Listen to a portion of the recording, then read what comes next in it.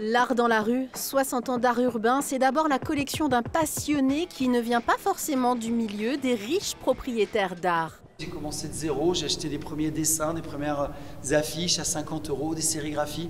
Donc c'est un parcours assez singulier. Voilà. Alors attention, je vous dis ça il y a longtemps, 25-30 ans après, j'ai mieux gagné ma vie et j'ai pu aussi acheter des choses à des moments où les œuvres étaient moins cotées qu'aujourd'hui.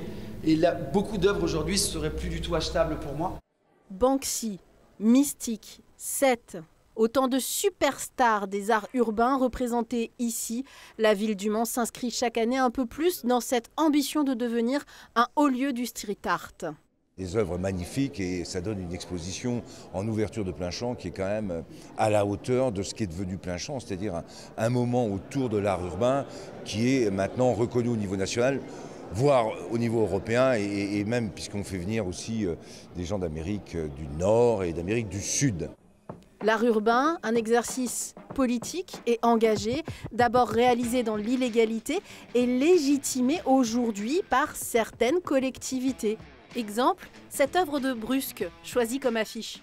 Cette œuvre a été réalisée en 2015 et c'était une œuvre qui a été faite en hommage aux victimes des attentats de Charlie Hebdo.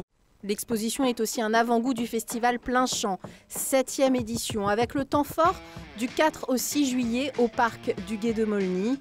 Ce sont d'abord les street artistes qui peignent des fresques en direct pendant 3 jours et on voit l'évolution et on voit le processus artistique et on rentre dans l'intimité vraiment de cette création de fresques. Avec Stom 500 comme invité d'honneur, des ateliers pour enfants et des concerts.